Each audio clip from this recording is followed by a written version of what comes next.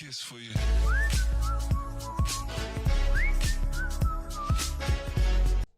Right, today we're looking at Windows Phone, and specifically in a context situation, does Windows Phone work for someone that might get a Windows Phone today? Now, obviously, pretty hypothetical, because Windows Phone is shut down, you can't really buy them anymore, but if they were still to be going and still kicking around, would people that aren't familiar with these kind of phones appreciate them and, understand them and that kind of thing? And right now I'm showing you the one that I had, the Nokia Lumia 1020. What I really feel like happened with a lot of the Windows Phone kind of situations. Windows Phone, and at this time, we are looking at, as you can see from the statistics chart, we're looking at like a 2011 to 2016 kind of run here.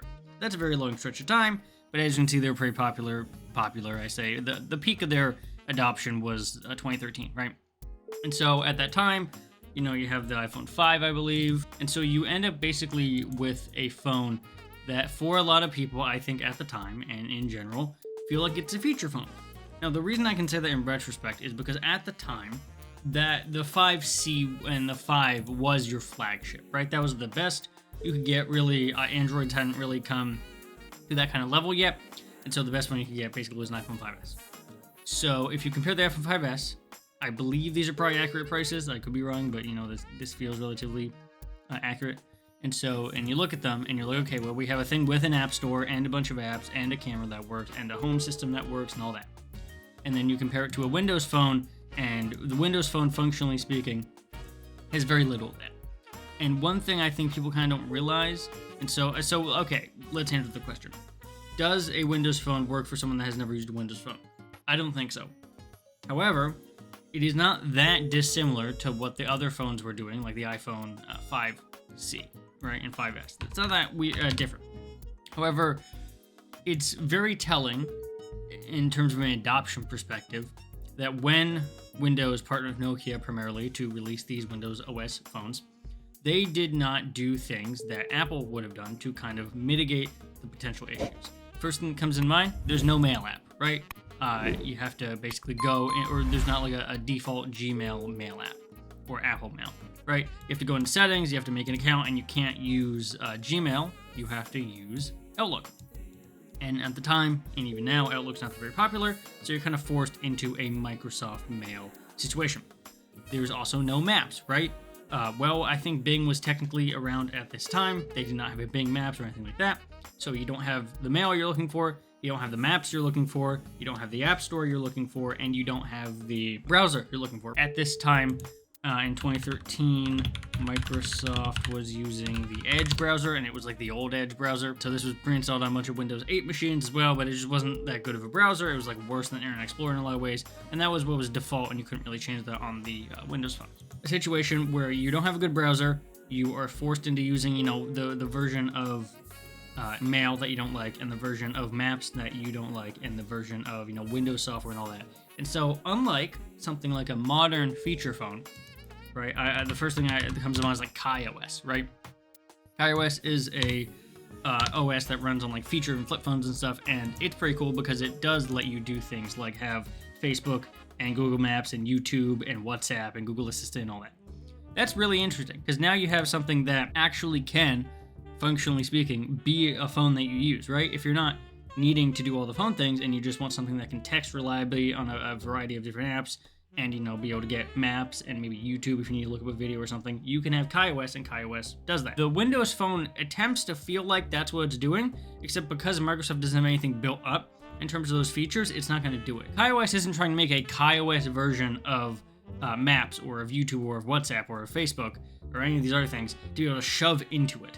Windows was, and I think Microsoft's cockiness in its idea that it can be superior in all these things really was shown in the Windows Phone and also Windows 8 for that matter. They were like, no one's going to compete with Windows 8, we're just going to make it mobile first and mobile focused and put all of our stuff in it, and it didn't end up working. They ended up losing out, and as Windows 8 eventually fell to obscurity for something like Windows 10, people kind of moved on. Windows Phone, however, took a while to move on. So the main thing I think that it's a hard thing for people that aren't used to Windows phones to kind of get into is the fact that you were missing that mail, that browser, that maps and stuff that you really need. Obviously, app compatibility is going to be a question when you have something like an OS, but I think app compatibility is like the least concerning problem. Yes, apps aren't super available, but I think having the defaults be something that people don't really use is also a very big turnoff. You can even think of something like if you take, I don't know, like an old like Toyota, 2015 Toyota, and you look at the console. This would have whatever the built-in navigation for maps is, and it wouldn't be good because it's the built-in navigation for maps. It's inaccurate, it doesn't reroute for things, it's outdated. It's a very similar thing to the Windows experience, where you are not getting up-to-date, fully functional, feeling good software. You are getting software that hasn't been touched in forever, it's adapted to everything, has a bunch of bugs, and is not widely supported on a variety of platforms. Functionally speaking, a worse feature phone. Now, obviously, at the time, right, KaiOS was not out at the time that these phones were, so if you want something that maybe wasn't an iPhone, couldn't afford an iPhone, and wanted something else, this may have been a good option. Well, now we get into the compatibility problem, because if we look for Windows Phone Store, I distinctly remember the Windows Phone Store, and it lasting not very long, and it also not being very good. And obviously it's, dependent on everything, and the App Store wasn't always 100%.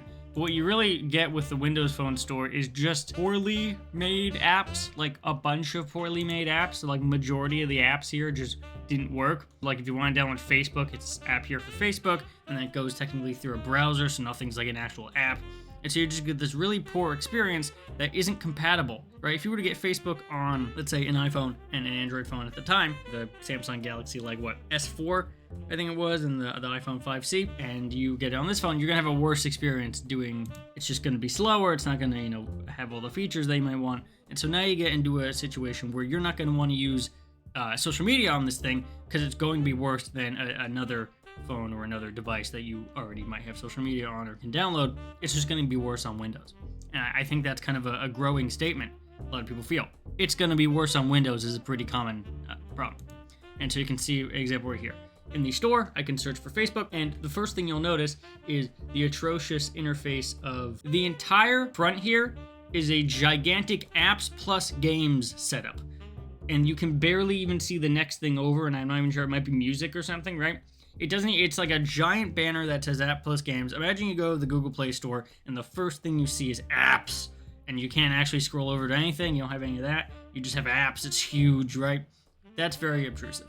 Now we look for Facebook. We're going to get Facebook under popular mobile apps and all that. That's good. You're going to get Facebook Messenger. You're going to get Facebook, which is not real. You're going to get mobile Facebook, which is also not real. And then you're going to get some random other crap. And because it's not showing you, so like this, Facebook Messenger is just Facebook. Facebook top one, which might be correct, might not be, popular mobile apps. If it looks like these are saying, and this is Facebook and this is not, this first Facebook result isn't Facebook. And so and this kind of happened with the App Store too, but it's a little bit easier to test here. These aren't Facebook. The only one that's real here is the Facebook Messenger. See, it says Facebook. And so it has a very bad sort of filtering and setup system here on top of just being really cumbersome to use. So now we have a device that no one wants to use. It's hard to use. The apps that you want don't actually exist for it. It's hard to maneuver apps, right? You have this really weird library, similar to what Android does with its library, but it's only alphabetical and it's very hard to change it, and they're all gigantic tiles, so it's not like it's any like visual indicator. So you really just have a very unfun experience and a very poor this screen here. You want to go to Internet Explorer, okay, it's this top one in the corner, and you want to go to Mail, it's this other top one. They're all blue. And so, similar to what happened when Google redesigned all their icons, you're going to look at this and immediately go to something, and unless you know always the location that it's going to be in, you're going to make a mistake.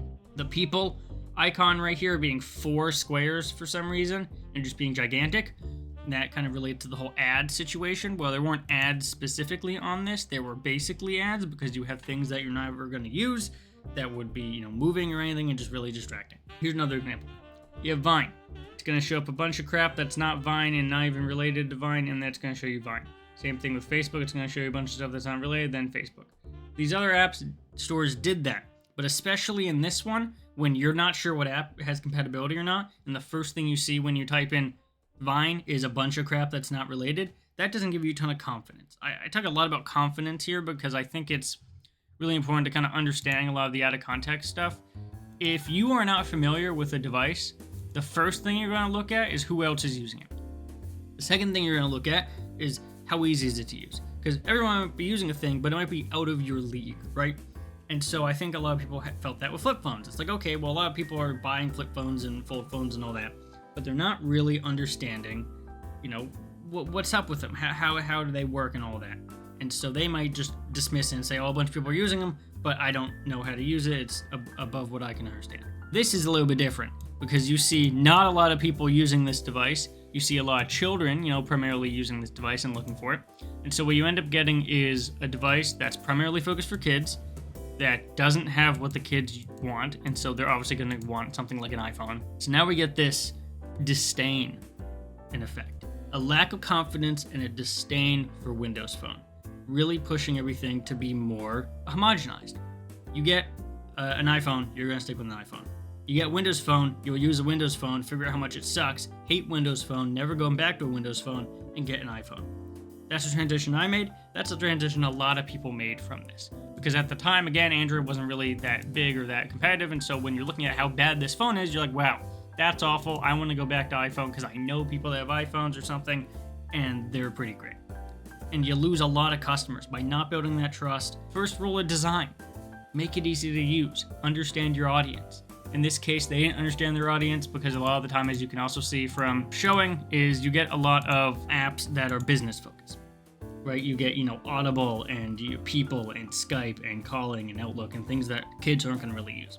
So you don't understand your audience. You make the people that would understand your audience very confused and irritated, and that's just going to push them to something else. So overall, to answer the question, no, I don't think that giving someone a Windows Phone in 2024, if it was still working, would do well, right? They kind of fail that test. Out of context, this phone does not work.